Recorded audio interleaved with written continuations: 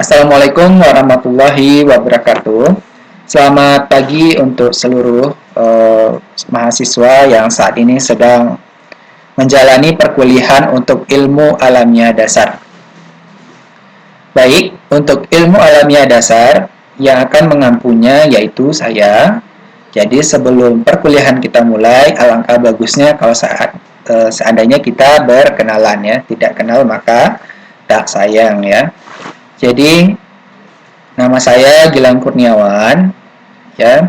Saya asalnya Alahan Panjang. S1 saya itu di Bung Hatta, jurusan Pendidikan Biologi. Kemudian S2 saya Universitas Negeri Malang, jurusannya sama, Pendidikan Biologi. Nah, jadi saya akan mengampu untuk mata kuliah Ilmu Alamiah Dasar ya. Nanti silahkan Bapak-Bapak untuk memperkenalkan dirinya melalui chat saja ya. Mungkin hanya itu perkenalan singkat dari saya. Assalamualaikum warahmatullahi wabarakatuh. Assalamualaikum warahmatullahi wabarakatuh. Bertemu kembali untuk mata kuliah Ilmu Alamiah Dasar. Nah, untuk hari ini kita akan membahas tentang apa-apa saja yang akan kita bicarakan ketika kita membahas tentang ilmu alamiah dasar ini. Nah, tentunya masih bersama saya dengan Gilang Kurniawan ya. Nah, baik.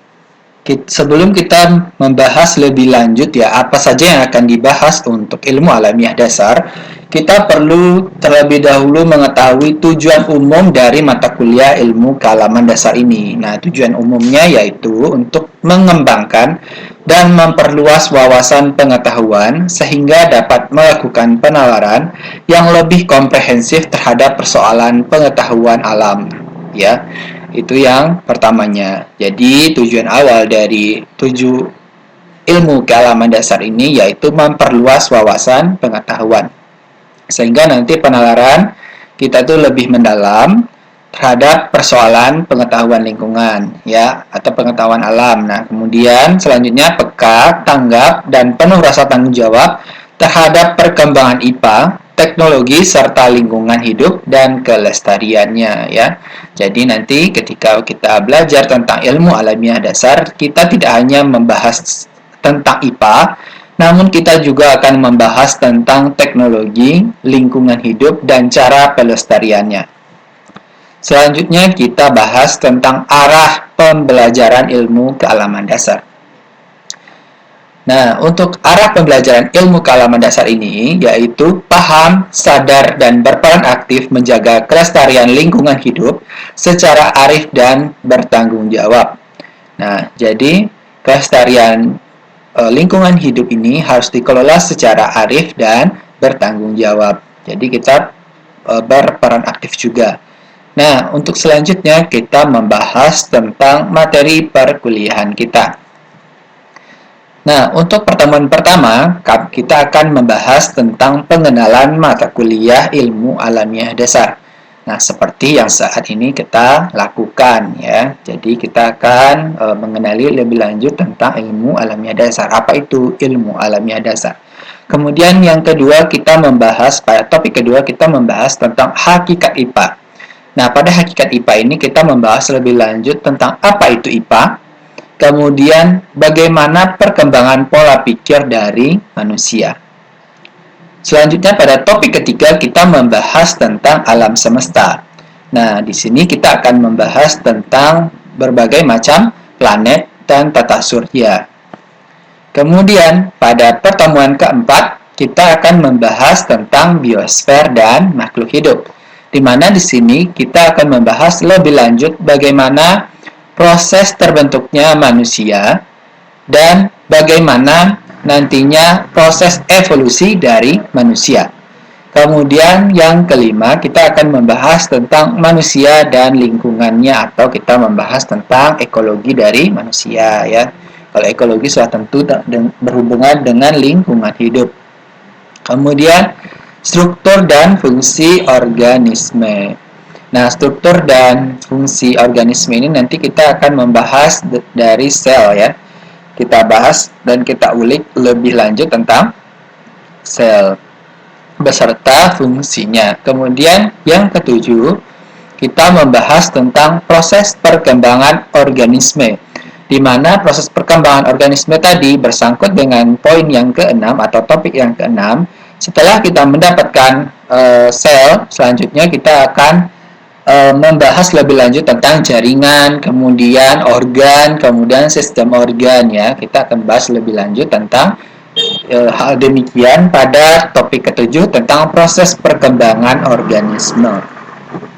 Nah, pada topik ke-8 kita akan melakukan ujian tengah semester. Nah, yang pertemuan ke-9 kita akan membahas tentang diversitas dan distribusi makhluk hidup. Diversitas ini maksudnya adalah keberagaman, dan distribusi ini artinya penyebaran dari makhluk hidup ya. Seperti umpamanya manusia, kemudian ada hewan-hewan endemik dan sebagainya. Nah, selanjutnya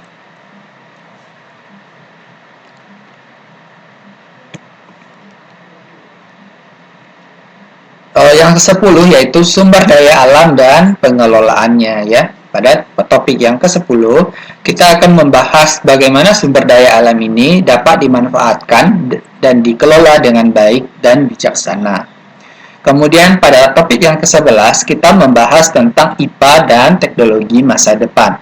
Jadi semakin majunya sebuah teknologi dan ilmu pengetahuan, maka akan membantu dalam perekonomian. Jadi kita akan membahas itu pada pertemuan yang ke-11. Kemudian pada pertemuan ke-12 kita membahas tentang peran dan dampak perkembangan iptek ya. Jadi apa saja peran-peran dari ilmu pengetahuan dan teknologi ini, kemudian dampaknya terhadap perkembangan kita itu seperti apa? Apakah nanti ada sisi positifnya, apakah ada sisi negatifnya, disitulah kita bahas nanti. Nah, yang ke-13 kita bahas tentang wawasan isu-isu lingkungan. Nah, di sini nanti akan kita bahas lebih lanjut tentang pemanasan global atau global warming ya, dan efek rumah kaca. Nah, selanjutnya kita bahas yang ke-14 yaitu etika lingkungan. Nah, bagaimana caranya kita nanti mengelola lingkungan ya, supaya tidak terganggu lingkungan hidup baik kita ataupun makhluk hidup lain. Kemudian yang ke-15 adalah pembangunan berkelanjutan. Nah, di sini juga saling mengait dengan etika lingkungan. Jadi pembangunan berkelanjutan ini nanti akan kita bahas bagaimana caranya kita membangun suatu daerah namun tetap memperhatikan lingkungan hidup kita sendiri. Kemudian yang ke-16 kita membahas tentang ujian akhir semester ya. Jadi pada pertemuan 16 kita akan lakukan ujian tengah semester. Nah, selanjutnya sedikit kita review ya, karena pertemuan pertama itu tentang pengenalan IAD atau ilmu alamiah dasar. Ya, sedikit saya berikan pemahaman tentang IAD.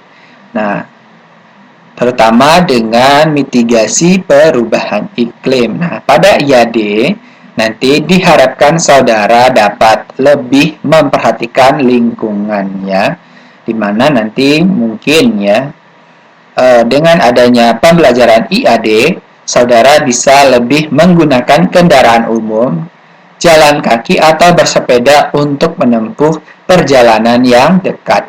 Kemudian kita harus mengkonsumsi barang berdasarkan kebutuhan ya, jadi sesuai dengan kebutuhan bukan karena kemauan. Kemudian kurangi penggunaan gas aerosol. Nah, aerosol ini seperti umpamanya parfum ya saudara ya. Jadi aerosol gas aerosol itu ada pada parfum. Jadi itu akan sangat berpengaruh kalau terlalu banyak penggunaan gas aerosol ini. Nanti yang terjadi adalah penipisan ozon ya. Yang selanjutnya adalah lakukan reboisasi atau penghijauan. Yang selanjutnya, hemat penggunaan air dan listrik serta gunakan peralatan hemat energi. Dan tertentunya untuk IAD ini yang diharapkan ya, yang paling dekat sekali dengan kita adalah lakukan 3R, yaitu reduce, recycle ya. Jadi kita kurangi penggunaannya, kemudian kita pilih ya mana yang bisa diolah dan tidak, kemudian kita olah ulang mana yang bisa diolah ulang, umpamanya penggunaan untuk kompos dan sebagainya. Kemudian batasi penggunaan kertas maupun pupuk organik ya. Jadi kalau saat sekarang ini masih bisa tidak menggunakan kertas, dibatasi ya, karena lama terurainya untuk kertas ini. Nah, selanjutnya untuk penilaiannya. Nah, penilaian dari IAD ini tugasnya ini biasanya 20%, namun nanti mungkin dititik beratkan mungkin ke UTS dan UAS ya. Mungkin ini tidak termasuk nanti. Nah, mungkin itu sedikit pengenalan ya untuk ilmu alamiah dasar. Assalamualaikum warahmatullahi wabarakatuh. Selamat pagi untuk seluruh mahasiswa. Baik, untuk pertemuan hari ini kita akan membahas tentang hakikat IPA ya. Jadi hari ini adalah pertemuan kedua. Nah, kita bahas terlebih dahulu tentang hakikat IPA. Nah, apa itu IPA? Nah, IPA yaitu mencari hubungan sebab akibat dari semua gejala alam untuk menemukan konsep-konsep, teori-teori yang mendasari gejala-gejala ya alam. Nah, contohnya ya hubungan sebab akibat yaitu mengapa lingkungan itu sangat membutuhkan tumbuhan. Kemudian dapatkah energi yang kita miliki itu habis ya. Dari pertanyaan-pertanyaan yang ada ini nanti akan terbentuklah konsep-konsep dan teori-teori berdasarkan gejala-gejala alam. Nah, kenapa kok lingkungan itu sangat membutuhkan tumbuhan? Ya, yang pertama, untuk mencegah terjadinya banjir umpamanya. Nah, kemudian sebagai penghasil oksigen gitu. Nah, pengetahuan-pengetahuan yang saat ini kita dapatkan itu berdasarkan dari ilmu pengetahuan alam. Nah, selanjutnya konsep IPA ya. Jadi konsep IPA merupakan hasil dari kegiatan manusia. Nah, seperti umpamanya penelitian, try dan error. Jadi dia coba-coba ya, orang zaman dahulu ya atau zaman purba, makan ini umpamanya. Kalau seandainya ada yang mati, berarti besok dia tidak makan itu lagi, atau keracunan dia nggak bisa makan lagi. Jadi hasil percobaan-percobaan itulah ya, maka dia mendapatkan ya, ilmu pengetahuan. Nanti kita bahas lebih lanjut pada slide-slide berikutnya. Kemudian objek IPA adalah benda alam ya. Jadi benda alam termasuk hidup dan tidak hidup. Contohnya kalau yang hidup itu hewan, tumbuhan dan manusia. Untuk tumbuhan untuk objek yang tidak hidup itu seperti umpamanya tanah, udara, air dan sebagainya. Nah, selanjutnya persoalan IPA itu adalah gejala alam. Jadi persoalan IPA yang biasanya dipecahkan yaitu gejala-gejala alam. Nah, untuk IPA, pembelajaran IPA ataupun untuk melakukan sebuah konsep atau menemukan sebuah konsep, kita pasti menerapkan metode ilmiah ya. Nanti kita bahas pada slide berikutnya. Nah, selanjutnya kita bahas tentang karakteristik sains. Nah, karakteristik sains itu ada 3. Yang pertama, mereka itu tidak membahas tentang nilai moral ya atau etika. Kemudian sains itu tidak membahas tentang keindahan atau estetika. Kemudian sains tidak membahas tentang baik atau buruknya, sopan atau tidaknya, menarik atau menjijikkannya sesuatu. Nah, karena kalau seandainya kita bahas ya tentang sains ini, kemudian kita sangkut pautkan dengan moral, maka dia tidak akan bertemu ya, maka dia akan saling bertabrakan ya. Contohnya umpamanya yang direncanakan yaitu proses seperti cloning ya, cloning manusia. Nah, itu kan tidak boleh sebenarnya dalam segi agama ya. Namun karena kita tidak membahas tentang nilai moral dan agama, di sains itu memang tidak diperbolehkan. Namun sebagai orang yang tahu akan agama, maka seharusnya dengan mempelajari ilmu alamiah dasar ini, maka setidaknya ada rasa kepercayaan kita kepada Tuhan yang Maha Esa itu akan lebih berkembang ya, dan lebih banyak gitu. Nah, selanjutnya kita bahas tentang nilai sains ya. Yang pertama yaitu nilai praktisnya. Nah, nilai praktis artinya nilai sains ini digunakan untuk pemenuhan dan kemudahan hidup manusia. Nah, contohnya pada penggunaan teknologi ya, saudara ya. Jadi, karena adanya teknologi, maka nanti proses dari pemenuhan kemudahan hidup manusia itu lebih terjamin. Nah, itu adalah salah satu dari nilai praktis sains. Nah, karena teknologi itu adalah produk dari ilmu pengetahuan atau IPA. Nah, selanjutnya kita bahas tentang nilai sains, yaitu nilai intelektual ya, di mana sains itu menuntut kecerdasan, ketekunan untuk memecahkan masalah yang ditemukan. Ya, jadi sains ini itu akan mengasah terus ya kecerdasan lah. Kenapa kok seperti itu ya? Orang-orang pintar biasanya mereka itu akan terus mencari masalah, kemudian berusaha untuk memecahkan masalah tersebut ya. Kemudian nilai sosial, politik, dan ekonomi ya. Nah, ini tadi sudah saya singgung di nilai praktis, di mana kemajuan sains itu dapat meningkatkan atau mempengaruhi kondisi sosial ekonomi suatu negara. Jadi, dengan semakin berkembangnya nanti ilmu pengetahuan atau sains ini, maka iptek atau teknologi juga akan berkembang. Nah, dengan berkembangnya teknologi didukung dengan sumber daya manusia yang mumpuni, maka otomatis nanti ekonomi suatu negara itu akan lebih terjamin ya. Begitu juga dengan kondisi sosialnya yang lebih sejahtera. Selanjutnya, sikap-sikap dari suatu IPA atau sikap ilmiah ya.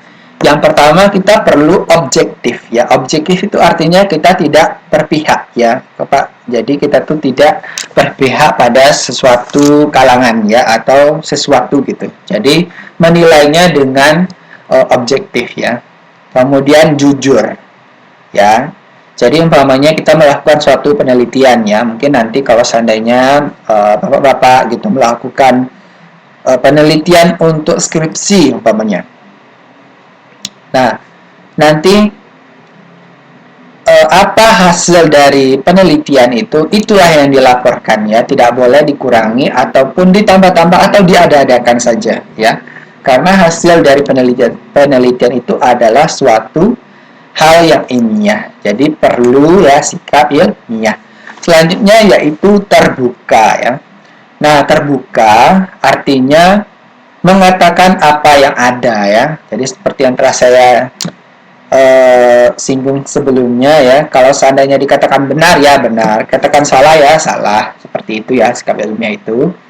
Kemudian dapat membedakan antara opini dan fakta. Kemudian bebas dari takayul atau mitos, kemudian tidak berprasangka dalam mengambil keputusan, kemudian teliti, hati-hati dan seksama dalam bertindak, dan mengembangkan rasa ingin tahu ya. Rasa ingin tahu artinya di sini adalah apa, bagaimana, dan mengapa. Lah, kenapa kok seperti itu? Apa yang akan kita selesaikan? Umpamanya ada masalah, apa itu masalahnya ya. Kemudian bagaimana cara menyelesaikan masalah itu. Nah, kemudian mengapa masalah itu ada ya, dan mengapa harus seperti itu proses penyelesaiannya.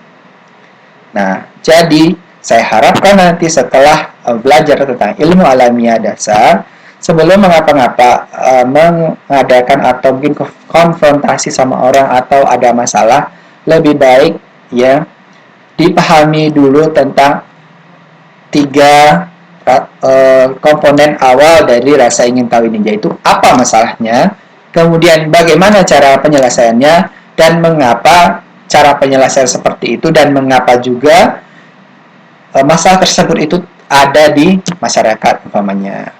Nah, Kemudian tadi kan sudah saya bahas ya, bahwa yang namanya sains itu tidak membahas tentang nilai moral ya. Di sini sains juga tidak membahas tentang ketuhanan ya. Tetapi karena kita adalah makhluk yang tahu akan adanya Tuhan, eksistensi Tuhan, maka dengan belajar IAD ini akan kita kupas ya bahwa Tuhan itu memang ada. Kemudian rasionalitas ya, objektivitas dan fakta dalam berpikir seharusnya dapat membuat orang yang mengenal atau memahami sains semakin menyadari kekurangan manusia dan mengakui kekuasaan Tuhan. Nah, ini tadi yang saya jelaskan. Jadi, walaupun sains tidak ya, jadi walaupun sains itu tidak membahas tentang nilai ketuhanan atau nilai keagamaan, sudah seharusnya sebagai orang yang berpikir kita dapat mengakui kekuasaan Tuhan ya. Selanjutnya kita bahas tentang hakikat sains bagian perkembangan pola pikir manusia. Pertama kita bahas terlebih dahulu tentang manusia itu bersifat unik. Nah, kenapa kok manusia ini bersifat unik ya? Jadi jasmani manusia atau tubuh manusia ini ya sangat lemah ya, namun memiliki rohani atau akal budi dan kemauan yang kuat ya, sehingga dapat melindungi diri dari serangan makhluk lain dan melindungi dari efek lingkungan ya. Nah, apa contohnya ya? Manusia ini cuma kecil ya saudara, tapi manusia ini bisa mengalahkan gajah yang besar. Ya, kemudian umpamanya gajah ya bisa mengangkat satu pohon ya, manusia juga bisa mengangkat sebuah pohon ya utuh ya, tentunya menggunakan teknologi. Nah, teknologi itu adalah daya pikir manusia yang dikembangkan di sana. Karena manusia ingin survive di lingkungan dan karena dia memiliki akal budi, maka dia bisa mengalahkan seluruh makhluk hidup yang ada. Nah, selanjutnya, kemauan yang keras dapat mengendalikan jasmani dan survive atau bertahan dalam kondisi lingkungan atau beradaptasi. Nah, manusia ini ya dimanapun tercampak ya, di masih tercampak bisa beradaptasi. Ya, umpamanya ya, saudara mungkin pergi merantau umpamanya ke Jakarta. Dalam waktu 6 bulan, maka saudara akan dapat beradaptasi, bahkan bisa berbicara layaknya orang Jakarta.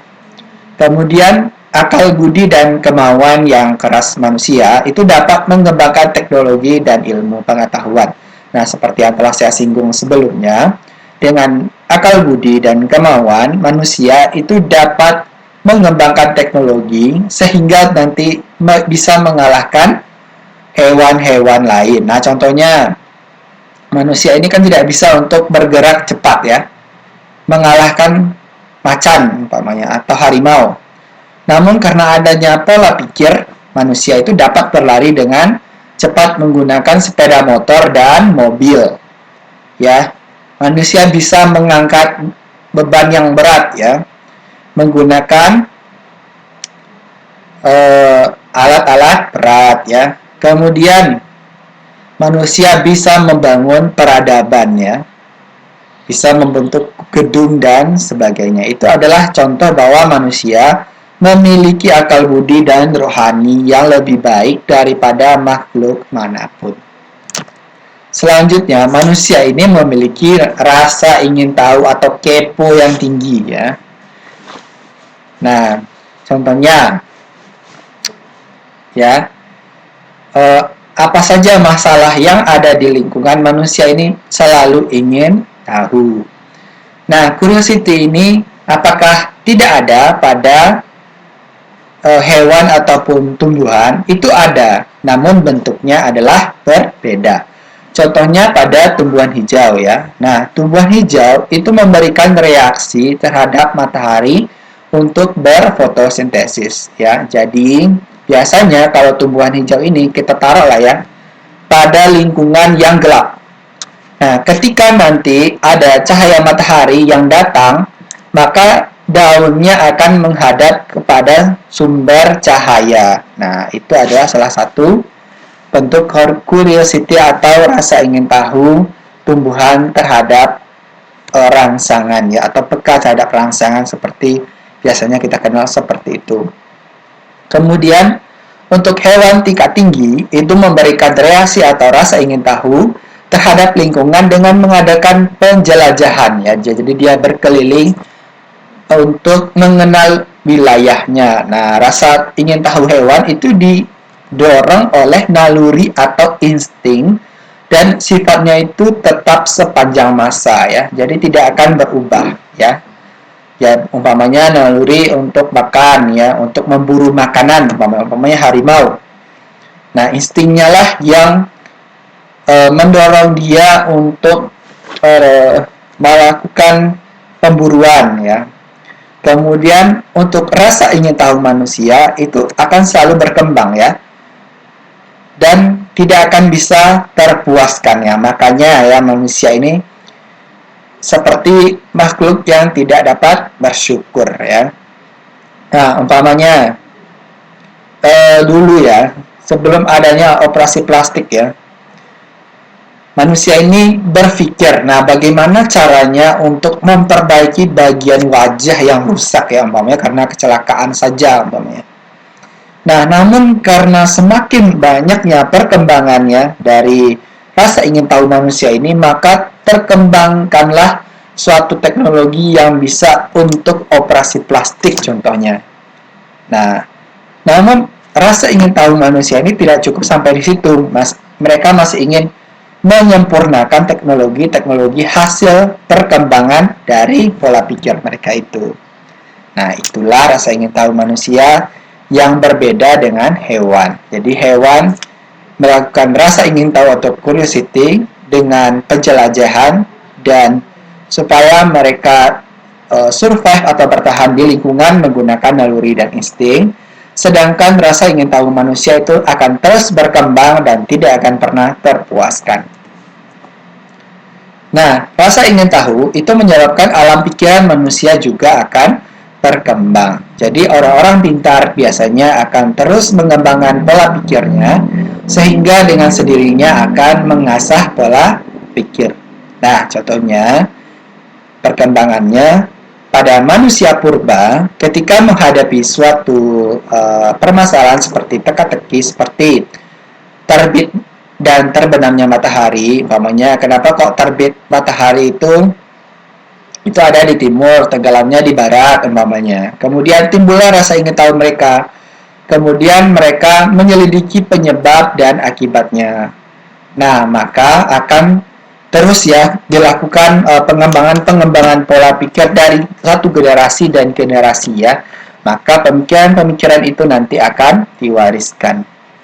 Nah, selanjutnya pemikiran bayi itu berkembang dari pengamatan lingkungan dan menyelidiki atau bertanya dengan orang sekitar. Nah, makanya ketika anak berumur dari usia 2 tahun sampai ke atas ya, maka seringlah diajak untuk bercakap ya atau berbicara ya, supaya pola pikirnya juga berkembang ya, karena anak-anak umur segitu mereka mencari pengetahuan dari penyelidikan sendiri dan bertanya dengan orang sekitar. Umpamanya mereka menemukan sebuah lubang ya di tanah, maka dia akan bertanya kepada orang tua bagaimana proses terjadinya lubang tersebut gitu.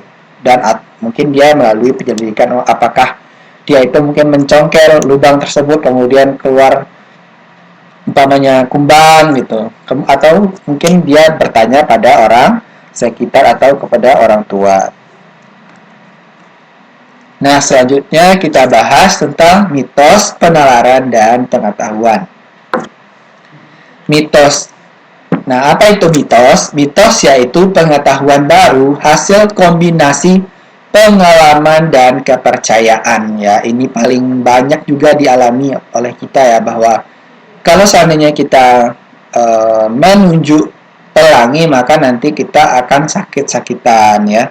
Atau nanti untuk wanita hamil tidak boleh duduk di pintu, umpamanya seperti itu ya. Itu adalah hal-hal mitos ya, yang mereka itu berasal dari pengalaman dan kepercayaan, ya. Itu hanya sebuah kepercayaan saja, ya, dan pengalaman, ya. Dan untuk mitos ini belum tentu kebenarannya, ya, benar apa tidak, ya.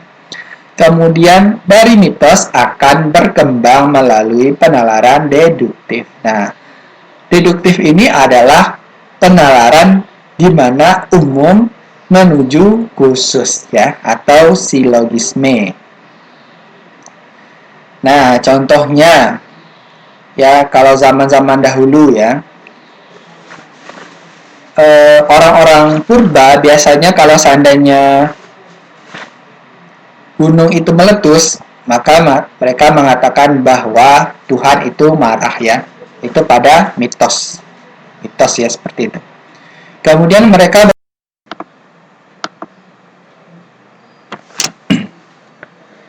Nah, dari mitos itu, ya, bahwa kalau seandainya gunung meletus maka Tuhan itu marah, maka akan tumbuh penalaran deduktif, ya, berkembang dengan pergeseran zaman, maka akan ada penalaran deduktif, ya. Nah, atau dari umum ke khusus, ya, atau silogisme, ya, di mana manusia purba tadi sudah mulai memikirkan bagaimana cara untuk menghindarinya, umpamanya mengungsi dan sebagainya. Nah, selanjutnya akan berkembang menjadi penalaran induktif atau pengetahuan dari pengalaman konkret. Nah, umpamanya tadi, ya, mereka mengungsi, ya, apalagi yang perlu dilakukan setelah adanya bencana alam itu, ya. Nah, umpamanya menyiapkan makanan, umpamanya, ya, kalau seandainya sudah ada asap, ya, maka akan meletus umpamanya gunungnya, maka sebelum itu mereka sudah mengungsi. Nah, selanjutnya pengetahuan disusun dari penelitian ilmiah atau penggunaan metode ilmiah. Nah, setelah ada nanti mitos, ya, penalaran deduktif, induktif, maka nanti akan ada pengetahuan yang disusun berdasarkan metode ilmiah. Nah, beberapa tokoh yang mengubah pemikirannya, contohnya di sini adalah Anaximander, ya. Nah, yang katanya bahwa langit yang kita lihat adalah setengah saja, dan langit serta isinya beredar mengelilingi bumi. Ia juga mengajarkan membuat jam dengan tongkat. Jadi Anaximander ini adalah orang yang mencetuskan tentang geosentris, ya. Geosentris artinya seluruh tata surya ini berpusat pada bumi. Selanjutnya ada Anaximenes, ya, di mana dia mengatakan bahwa unsur-unsur pembentukan semua benda adalah air, ya, seperti Thales, dan air merupakan salah satu bentuk benda bila merenggang menjadi api dan bila memadat menjadi tanah. Nah, ini hal yang salah, ya, dari konsep ini, namun mungkin karena ini adalah orang lama, ya, orang-orang purba sebelum Masehi, maka mereka mengatakan hal yang demikian. Kemudian ada juga Herakleitos, yaitu pengkoreksi pendapat Anaximenes, ya, yang mengatakan bahwa apilah yang menyebabkan transmutasi, ya. Tanpa ada api, benda-benda akan seperti apa adanya. Nah, ini suatu hal mungkin yang masuk akal, ya. Jadi kalau seandainya tidak ada api, maka tidak akan ada proses memasak makanan, seperti itu mungkin, ya. Nah, banyak lagi hal-hal lain seperti umpamanya Pythagoras, ya, kemudian ada Demokratos, kemudian ada Empedokles dan Plato.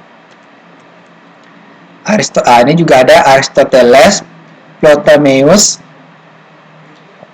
Ya, jadi Ptolemeus ini juga sama dengan dengan Anaximander yang mengatakan bahwa bumi itu adalah pusat dari suatu tata surya. Nah, untuk yang Islam itu ada Avicenna dan Al-Biruni. Nah, nanti boleh dibaca. Nah, selanjutnya kita bahas tentang kriteria ilmiah. Nah, untuk pengetahuan yang dikatakan masuk pada ilmu pengetahuan, bila kriteria yang berikut, yakni teratur, sistematis, berobjek, bermetode, dan berlaku secara universal itu ada. Jadi umpamanya ilmu itu akan selalu ada gitu. Dan prosesnya teratur serta sistematis dan memiliki objek tertentu, memiliki metode yang jelas dan dapat dilakukan di mana saja ya, dan kapan saja ya. Dan hasilnya nanti akan tetap sama. Nah, contohnya di sini yaitu logam yang dipanasi akan terus memuai di mana saja tempatnya ya. Logam yang dipanasi akan tetap memuai. Kemudian di mana saja di bumi ini akan ada gravitasi bumi ya, yang artinya kriteria suatu ilmiah harus berlaku secara universal atau umum. Nah, pertama, metode ilmiah dan implementasinya. Jadi, segala kebenaran dalam ilmu alamiah itu terletak pada suatu metode ilmiah. Nah, apa-apa saja langkah dari metode ilmiah ini? Yang pertama yaitu penginderaan ya, yaitu suatu aktivitas dengan cara melihat, mendengar, merasakan, mengecap terhadap suatu objek tertentu ya. Umpamanya, kalau ada masalah tentu ya yang pertama kita lihat dulu ya masalahnya apa, kita dengar dulu ya, kita rasa dulu ya benar apa enggaknya ya suatu masalah itu gitu. Kemudian ada masalah dan problema ya, kita temukan dulu titik masalahnya ya, dengan kata lain mengemukakan pertanyaan apa dan bagaimana, apa masalahnya ya, kemudian bagaimana proses penyelesaiannya. Kemudian kita susunlah hipotesis. Hipotesis artinya dugaan sementara atau jawaban sementara terhadap pertanyaan yang kita ajukan ya. Contohnya ya, bagaimana cara untuk memecahkan telur, contohnya masalahnya. Nah, hipotesis kita adalah dengan menggunakan sendok. Nah, itu adalah hipotesis. Selanjutnya, eksperimen. Nah, dari eksperimen inilah nanti ilmu alamiah atau non-alamiah itu dapat dipisahkan ya. Contohnya dalam gejala alam tentang serangga dengan lampu atau sinar biru. Nah, itu termasuk ilmiah.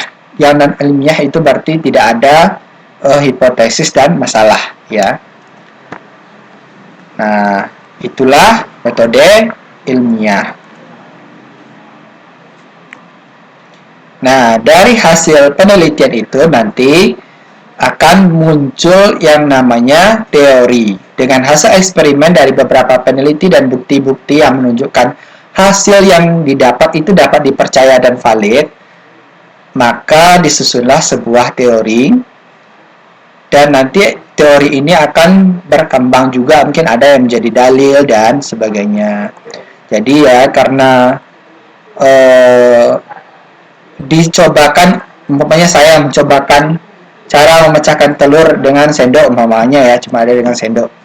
Nah, dicobakan dengan orang lain ya, ternyata juga bisa dengan sendok. Dicobakan lagi dengan orang lain, maka telur dipecahkan dengan sendok, itu benar ditemukan seperti itu ya, maka dia akan menjadi satu teori. Nah, ini saya hanya contoh kecil saja ya, seandainya. Kemudian keterbatasan dari sebuah ilmu alamiah.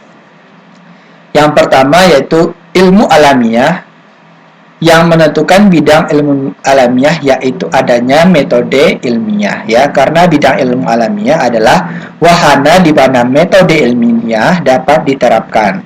Sedangkan bidang non alamiah yaitu di mana metode ilmiah itu tidak perlu diterapkan atau tidak dapat diterapkan. Contohnya pada hipotesa tentang keberadaan Tuhan merupakan konsep yang tidak bisa menggunakan metode ilmiah ya, karena tidak bisa dieksperimenkan ya. Bagaimana caranya kita akan mengeksperimenkan Tuhan sedangkan kita tidak bisa melihat ya. Tadi kan kita bahas tentang bagaimana suatu metode ilmiah ya. Jadi metode ilmiah kan dapat kita lihat dulu, kita rasakan dulu, baru nanti ada masalah dan kita susun hipotesis ya. Sedangkan Tuhan ini tidak dapat kita temukan masalahnya, kemudian tidak dapat pula kita lihat ya.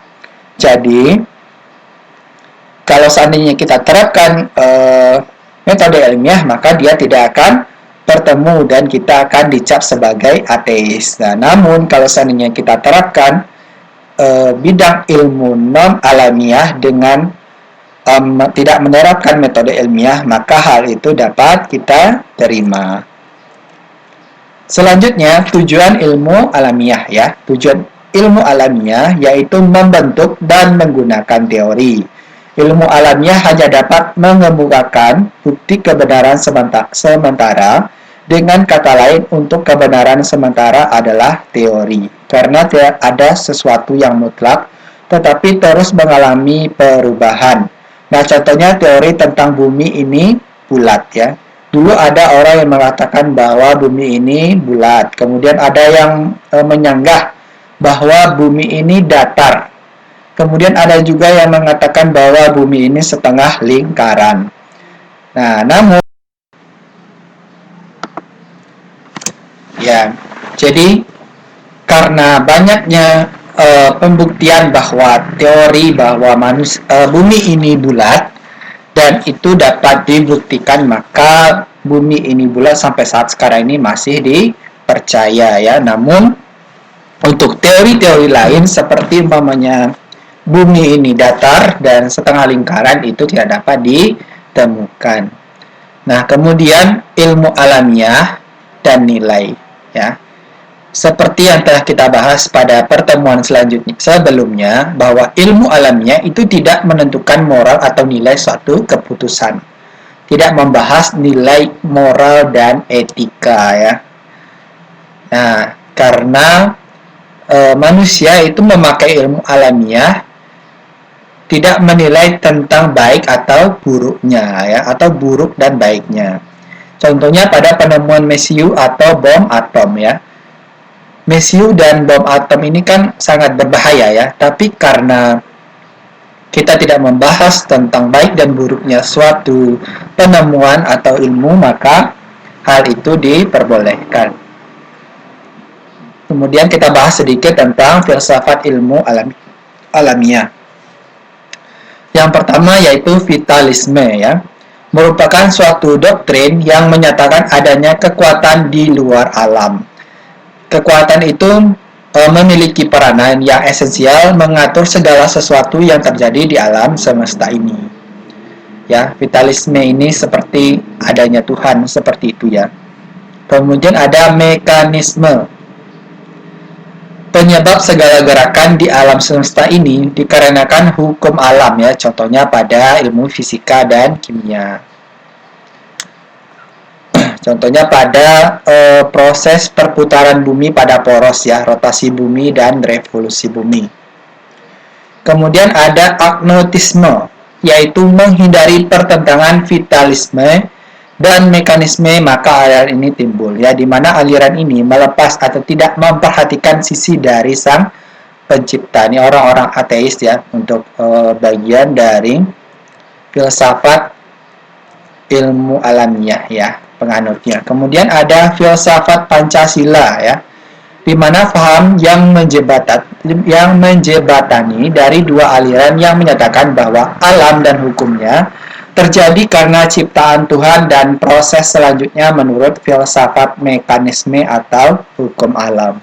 Nah, ini yang dianut oleh orang Indonesia sebagai salah satu orang yang memiliki kepercayaan yang kuat terhadap adanya eksistensi Tuhan.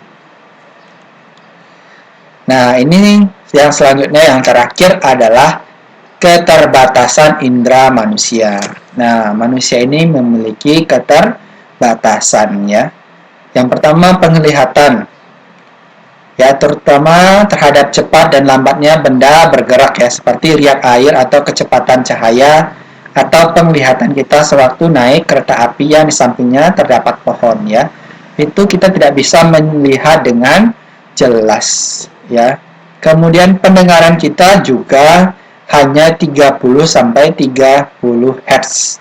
Pengecapan dan pembauan juga mempunyai keterbatasan ya terhadap benda yang ada di alam ya. Kita tidak bisa seperti hewan lain ya, umpamanya seperti setajam anjing ya, yang bisa membau membawa suatu makanan ya dari jarak umpamanya 1 meter atau 2 atau 3 meter atau 1 kilometer lah ya, atau 500 meter. Nah, kemudian indera kulit kita hanya mampu membedakan panas dan dingin secara kasar, namun manusia mempunyai keterbatasan sehingga penginderaan sering menimbulkan salah kesan dan informasi. Seperti umpamanya perpindahan seseorang dari ruang panas ke dingin dibandingkan dengan orang yang berada di ruangan yang tidak begitu panas. Jadi umpamanya dari orang yang panas ya, dari ruangan panas ke dingin kan langsung terasa ya di kulit kita. Nah, dibandingkan orang yang ada di ruangan yang tidak begitu panas, maka dia tidak akan terasa sama sekali perbedaannya. Nah, itulah kenapa kita perlu mengakui eksistensi Tuhan. Ya, karena kita memiliki keterbatasan-keterbatasan tertentu. Ya, bahkan hewan lain memiliki juga keunggulan dibandingkan kita. Nah, contohnya ya, pada penglihatan ya, elang mungkin lebih kuat penglihatannya dibandingkan kita. Kemudian pendengaran ya, kelelawar mungkin mempunyai daya dengar yang lebih kuat daripada manusia. Pengecapan itu anjing mengalahkan kita ya. Kemudian indera kulit. Nah, indera kulit ya, ular itu mengalahkan manusia gitu. Nah, jadi alangkah baiknya kita itu memang mengakui bahwa Tuhan itu ada. Nah, mungkin hanya itu untuk perkuliahannya. Kalau ada yang ingin ditanyakan, disilahkan ya.